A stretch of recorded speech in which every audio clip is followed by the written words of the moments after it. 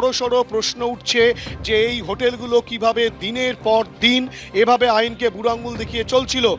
Ground ফ্লোরে অর্থাৎ কিনা একেবারে নিচের তলায় হোটেল রয়েছে, ফার্স্ট ফ্লোরে হোটেল রয়েছে এবং সেকেন্ড ফ্লোরে হোটেল রয়েছে, থার্ড ফ্লোরে হোটেল রয়েছে, এইভাবে কিন্তু হোটেল একাধিক হোটেল রয়েছে। কিন্তু সেই সব হোটেলে বেরিয়ে আসার রাস্তা কিন্তু একটাই, যে ছবি দেখাবো, যে সিঁড়ি তোমাকে দেখাচ্ছি, ক্যামেরা পার্সন অভিজিৎ দত্তকে বলবো সেই ছবি দেখাতে। এই সিঁড়িটাই কিন্তু বেরিয়ে আসার রাস্তা। আর একটা লিফট রয়েছে, যে লিফটে ওটা কিন্তু আগুন লাগার ক্ষেত্রে লিফট বন্ধ করে দেওয়া হয়, বা লিফট সচল থাকলেও সেই লিফটে ওটা কিন্তু আরও ভয়ানক পরিস্থিতি তৈরি করতে পারে। এবং আবাসিকদের অনেকেই বলছেন যে দমকলের কর্মীরা সেই সময় যদি তাদের উদ্ধার কার্যে না আসতেন তাহলে কিন্তু তারা অনেকেই হয়তো বেরোতে পারতেন না এবং মৃত্যুর সংখ্যাটা কিন্তু বাড়তো, তেমনটাই কিন্তু দমকলের তরফ থেকে বলা হচ্ছে।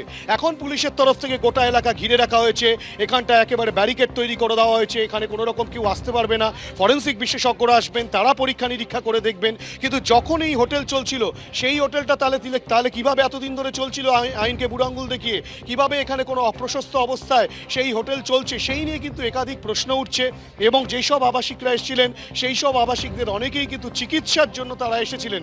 বাইরে থেকে বোঝার উপায় নেই অগ্নিকাণ্ডের ভয়াবহতা কতটা ছিল, কেননা বাইরে যে আগুন বেরিয়ে এসেছে বা লেলিহান শিখা গোটা হোটেলকে গ্রাস করে নিয়েছে তেমনটা নয়। এমন কোনো একটি জায়গায় আগুন লেগেছিল যে আগুন থেকে প্রচুর পরিমাণে ধোঁয়া নির্গত হয়েছে, কালো ধোঁয়ায় গোটা হোটেল ভরে যায়। হোটেলের ছোট ছোট ঘর, সেসব ছোট ছোট ঘরগুলো কিন্তু রীতিমতো ধোঁয়ায় পরিপূর্ণ হয়ে যায় এবং যে কারণে কিন্তু দম বন্ধ পরিস্থিতি তৈরি হয় এবং দম বন্ধ হয়ে শ্বাসরোধ হয়ে একাধিক মানুষের মৃত্যু হলো, যারা ঘুমন্ত অবস্থায় ছিলেন অনেকেই, কেননা রাত 2টো নাগাদ যেহেতু আগুন লাগে।